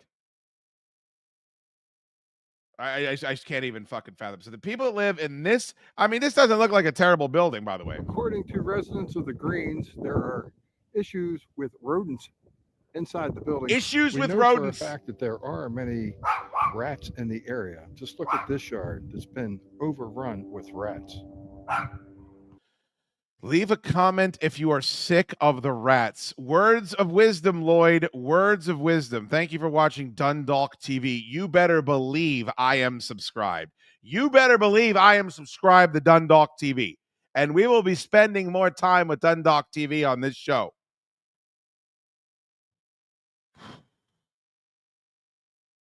Imagine having to say rat hole, and it's not about, hey, I'm going to rat hole a shiv up in my butt because I got to stab somebody out in the yard who didn't give me my 2 packs of menthol cools. Like, that's the way you should be using rat hole. I have one last piece from Dundalk TV, and it is a piece they did in February of 2024, and it is titled Baltimore Man. Okay. I don't think it's a Baltimore man. I think it's a Dundalk man, but 6-1 half dozen of the other. Baltimore County screws Baltimore City man again. This is a man named Bruce. I've known many bearded men named Bruce in my life. I'm a fan, I have to say. I'm not here to judge, and I'm not here to mock, but I am here to introduce. This is a story. I could listen to this guy tell this story. I think I've watched this video twice now. I hope you bring Dundalk TV on the show. Tanisha Dean, if I do one thing with the rest of my time on this planet, it is book an interview with the proprietor of Dundalk TV. I couldn't be a bigger fan of his work. I want to be a beat reporter. I don't think I have enough of an audience for the dude. His numbers are pretty damn good. He does a nice piece on a holiday train set down at the fucking down at the Moose Lodge. It's unbelievable. He's getting a bit political as of late. I wish he would just stay with the hard-hitting news. But let me introduce you to Bruce. This is Bruce. And I don't know if you guys are going to find him as soothing to listen to speak as I am. But this is Bruce. Well, they'll set the story up, but he was accused of something that he claims that he didn't do. And so he went down to the district court, believe he represented himself, And you get one of the better. Hey, man, it's not that Bruce Jesse. You get a fantastic Baltimore accent here. And then I just love this story. This is the L. Frank Baum of our generation. This is our John Steinbeck. And we should be grateful to have him. So, again, big verbal nod to Dundalk TV. I'm a fan. TV is with Bruce Ebert, and we are at the Kelso Drive Courthouse. And Bruce, you just had a hearing. So what happened? I was alleged to have struck a police officer, which I didn't, which a police officer had struck me. And in a retail outlet on the Main Street in Dundalk Shopping Center, I went in there with a bag that had merchandise from a different store at a different location in Merritt Shopping Center. And he asked to see my bag. I'm friends with most of the staff members, and they trust me and like. He got me. He popped me with basically staff. I fucking love this guy so much. So let's just recap. He is being accused of striking a police officer, but he says, "Au contraire, mon frère, the police officer struck me." Okay, did you guys hear that little skippity doodah? I mean, there are parts of the Baltimore accent that I absolutely adore. Location in Merritt Shopping Center. And he asked to see my bag. I'm friends with most of the staff members, and they trust me and like. Most of the staff. I love this dude, and I trust him, and I like him as well. Another part about this that I like, he slicked his fucking hair back. Right? I mean, it could use some attention, but he tried. He's got it slicked back. He put on a fucking sport coat. This man got dressed up for his time to go down and have due process work for him, an American citizen. Dundalk. Yes, Jesse, that is the way that he said it. And that is the way I encourage all of us to say it. What was his last name again? If I can book him on the show. I was alleged to have struck a police officer, which I didn't, which a police officer had struck me. And in a retail outlet on the Main Street in Dundalk Shopping Center, I went in there with a bag that had merchandise from a different store at a different location in Merritt Shopping Center. And he asked to see my bag. I'm friends with most of the staff members, and they trust me and like. Usually it's no problem. He asked to see my bag, but he wasn't polite. He didn't identify himself as a store employee or any type of public safety person. Not a security guard, nothing. And he wanted to see what was in the bag. I carry a bag now because all the retail outlets are charging for bags. So I had a bag, a red bag from Wise. I had other merchandise that I bought at a different shopping center. That seems like it's practical, right? Like, I know that they do the bag tax up in Maryland and have been doing it for quite some time. And I say, when I go into Harris Teeter, a lot of times I got Wegmans bags with me. I've got Safeway bags with me. I've got Whole Foods. Now, they don't have merchandise in them. I will say, and I don't want to just take this pragmatically. Like, it feels like we're treating this like it is a real story. But as a small business owner, when somebody walks in with a bag that has shit in it from another store, it does raise the hockles up a little bit. Like, you do pay closer attention. I've never demanded to see somebody's fucking shit. Also, this is in the dead middle of Dundalk. I'm guessing there is an enormous amount of shoplifting that these fucking store owners are subjected to. But also, if I'm going to go up and say, hey, like, I own the store, he's like, you didn't identify yourself as X. See, I don't understand why I have to show you what's in my bag. There's a little bit of me saying, fuck off. You can't look in my bag. Especially if it's not like a pack or something. If it's like clearly a shopping bag from another store. How comfortable and smooth, though, is this guy on the mic? I mean, how much more comfortable is Bruce on the mic than any of the dullards that I bring up to try to speak on the Chaddukes show?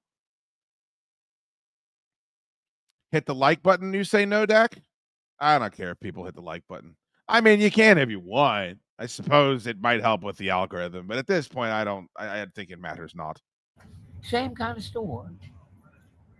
And when I went to pay for similar merchandise at that store, I was accused of stealing merchandise. And I argued with the clerk.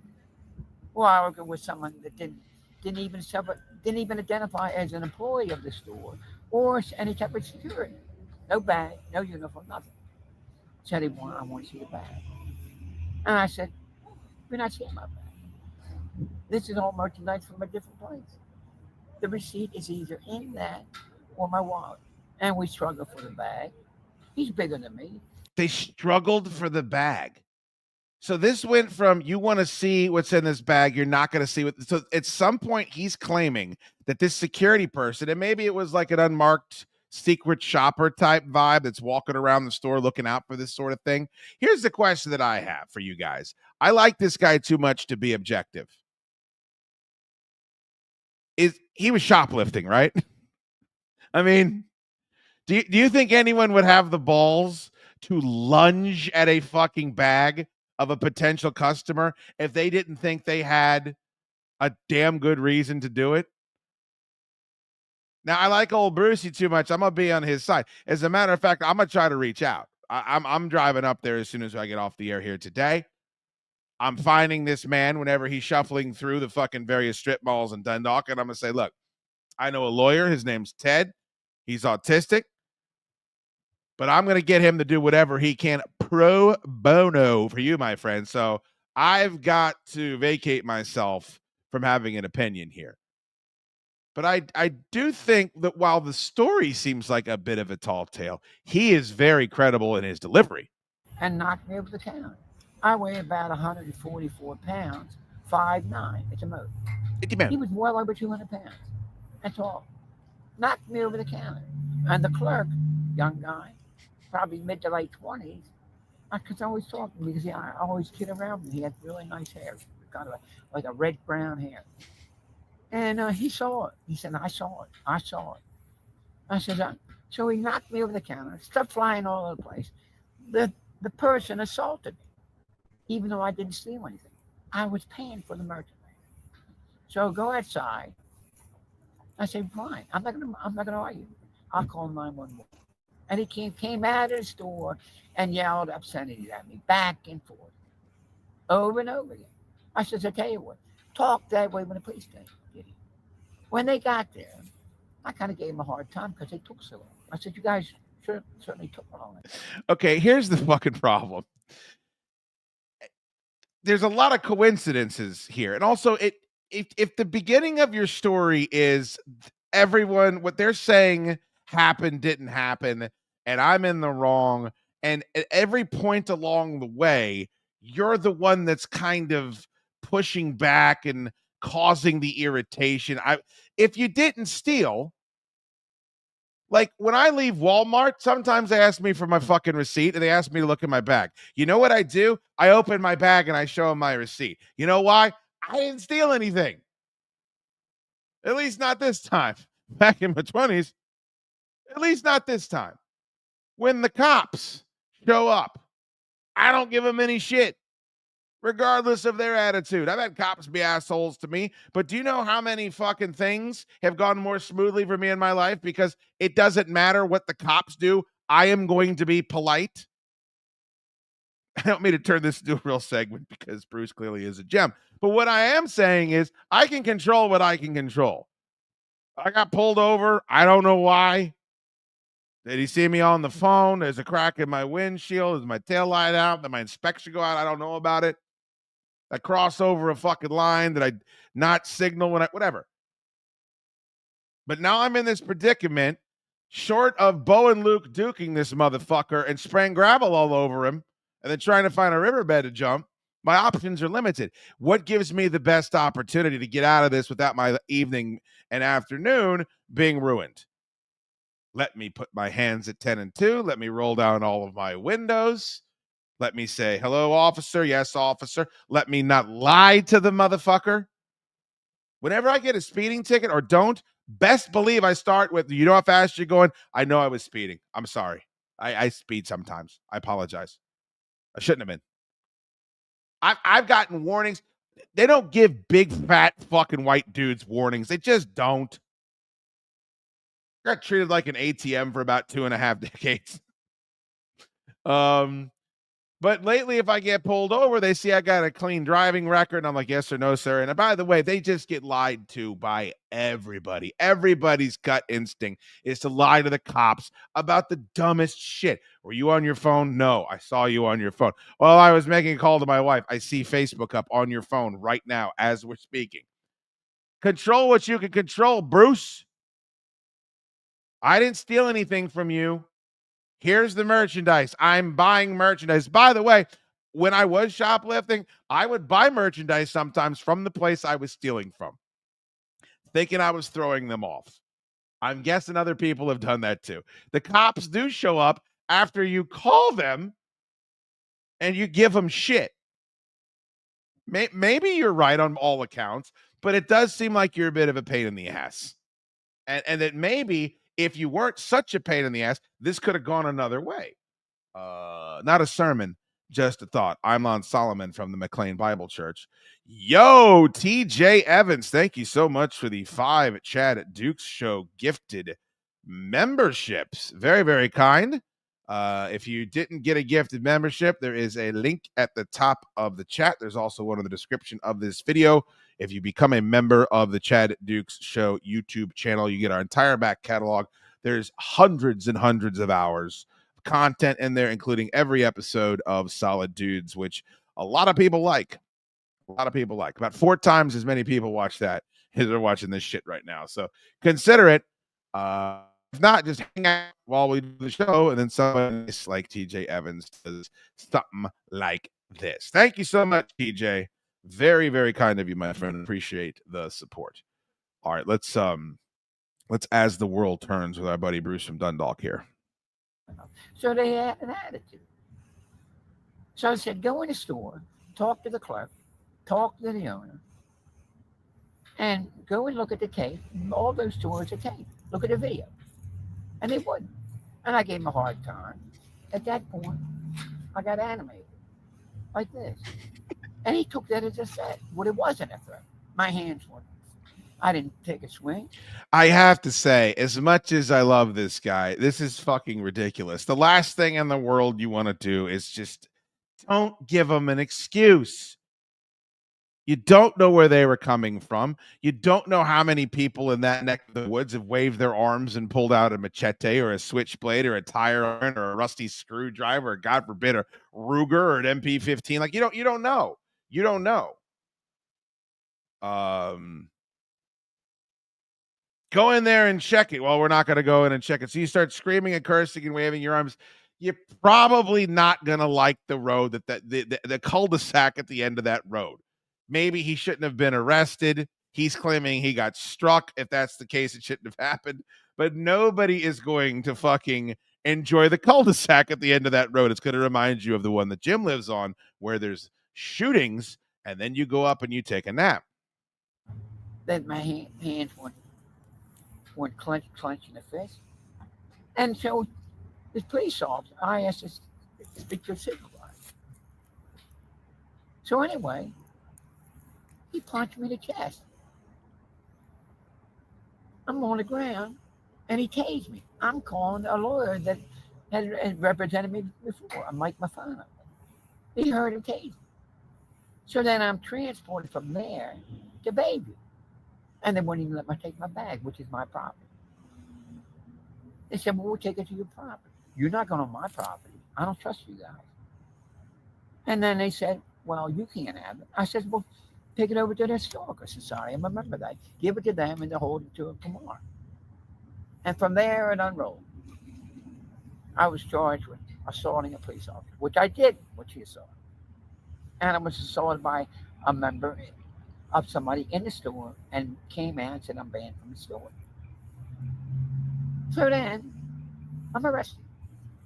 And it wasn't, they could have released me on my own cognizance from Precinct 12. Instead, they sent me up to Towson.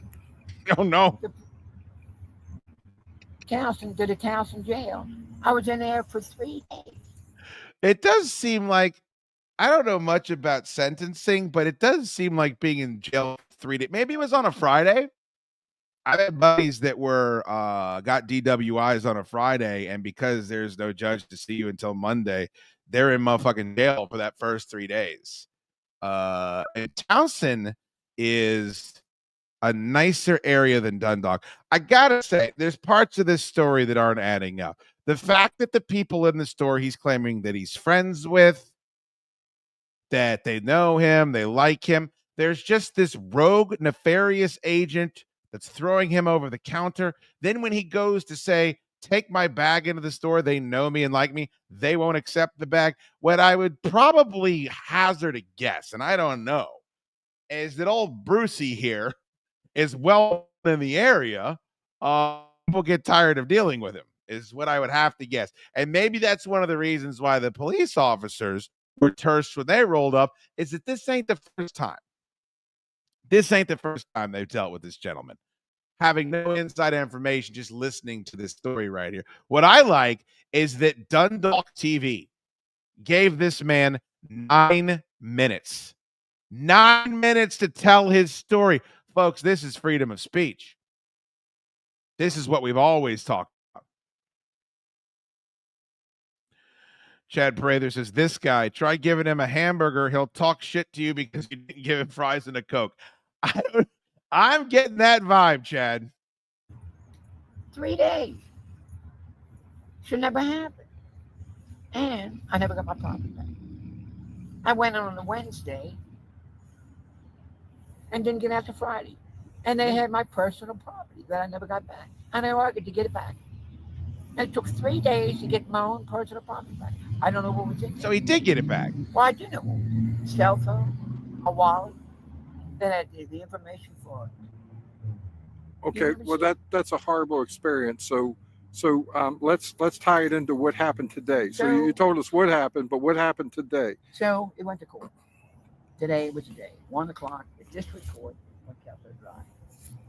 And my attorney, I told him He can afford an attorney. to a dismissal because they didn't have all the information. The police officers didn't show up.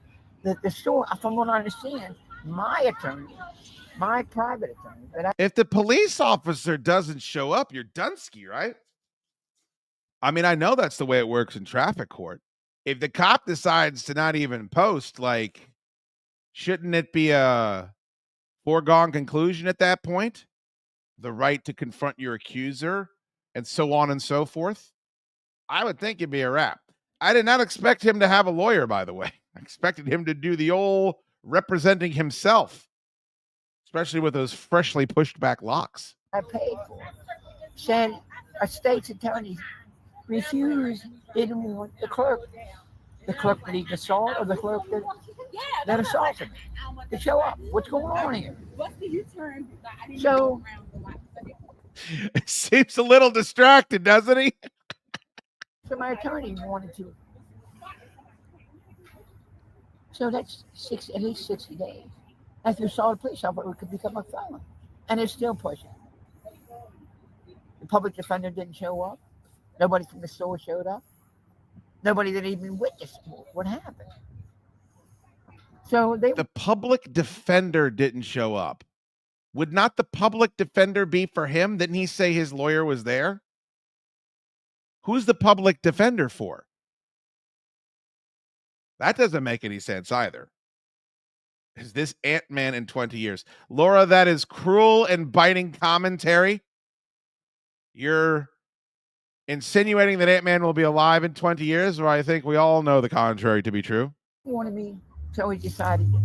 I said, dismiss it. Dismiss the case. File for dismissal. I had a case that was dismissed about a month ago. There was wrong information. And this kind of ties into this too. It all So started. I'm here today. I've been following this story And since he wanted 2021. He wanted Of me- you having problems with Baltimore County Police. Not all of them, but now. I didn't say all of them. I they- said Baltimore County Police, So meaning the now- department. Why is this guy being an asshole? I didn't say all of them. You're trying to logically argue with this gentleman? Aha. So now we know he's got a history of running into the police and acting in a certain way. you don't have to be nice to the police, but I would think that one of the ways that it could benefit you is that if you interact, it's the same way where if you don't tip a Domino's driver, you're out of your fucking mind. They're putting notes on your account. And they're putting notes on your account because you're tipping $2 instead of $5 on a Pizzone. Best believe the cops are putting notes in that schemats. You think those cops have schemats? I mean, it builds and builds, and that's why you don't do this. And now you want to sit here and, again, I don't know all the details, but it's like I just had a case thrown out. I just had another case. How about you fucking chill out, man? How about you chill out? How about if someone needs to look in your bag and see your receipt? You say, "Do you work here? Can I see some identification?" Okay, here's my bag. There's just life can be easier. Unless here's another part about maybe not this guy, but other people. It's like this is what they do. This is fun. It's something to do. It's something to pay attention to. I'm the victim. I'm in a court drama. It's the same way every time I go to the DMV. There just appears to be 20 to fucking 30 people in there hanging out. They bring their families. Looking for something to do. And that's not even taking into like the slip and fall quota. Like I'm doing this to profit directly from my act. No. This is just, I don't have any friends, so this is what I fucking, and a little bit of an inkling from that here. But he's just so damn likable and soft spoken. And this is why when the cops came and they gave me the wood shampoo, this is when I called Johnny. They've got a target on my back because I've given them a hard time. Because I've spoken with what they're doing. They were completely out of control. Okay, now let's get to the judgment. So what was the judgment The today? judge basically, so my lawyer didn't want me to say anything. He said, I'll do all the talking.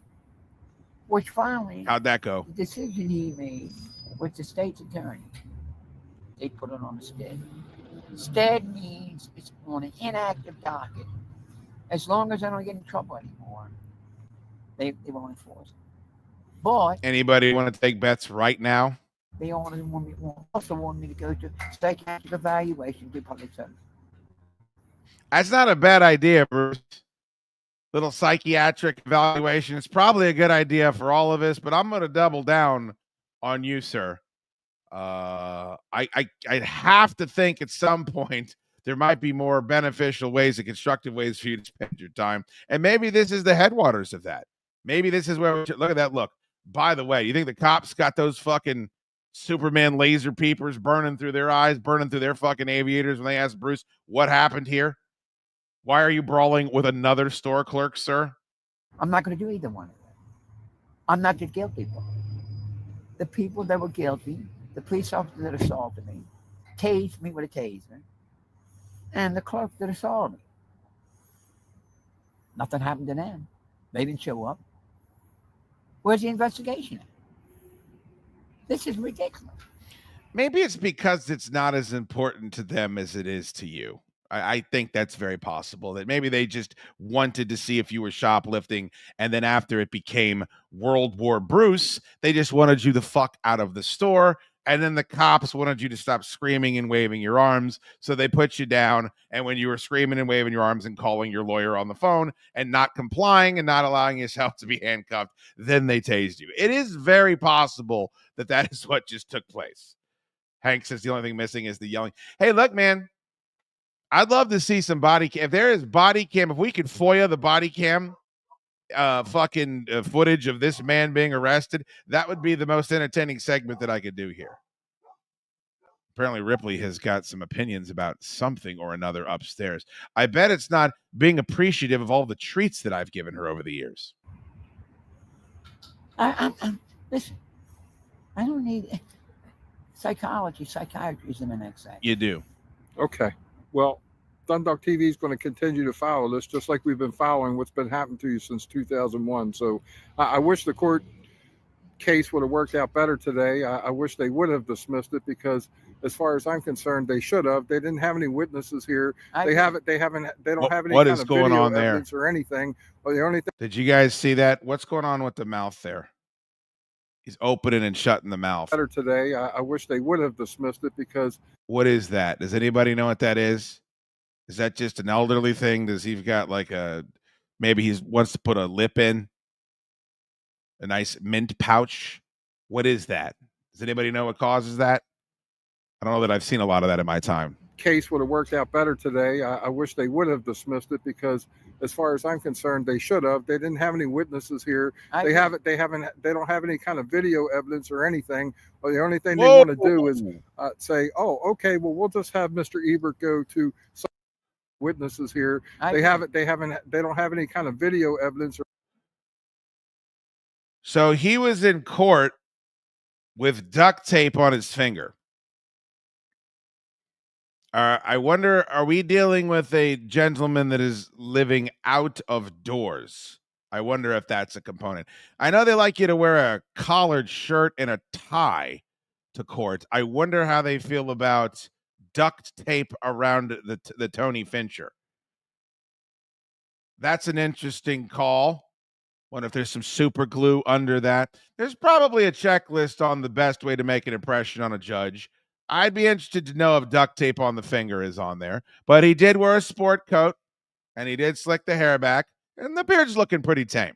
Or anything. Well, the only thing they want to do is say, "Oh, okay, well, we'll just have Mr. Ebert go to psychological evaluation." And I'm afraid with doctors, they'll do anything that they're paid and told to say because they're making money, and I don't trust them at all. So what the fuck would a doctor benefit? What cabal is assembling all this? Who's got the time?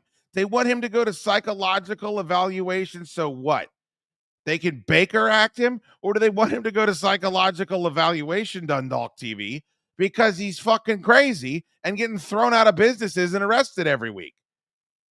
Occam's razor this bitch, boys. Do we think there's a grand conspiracy against Dundalk Bruce, or do we think these guys are getting fucking annoyed that they're seeing him involved in all this controversy? Then when the cops showed up, he's acting like an asshole.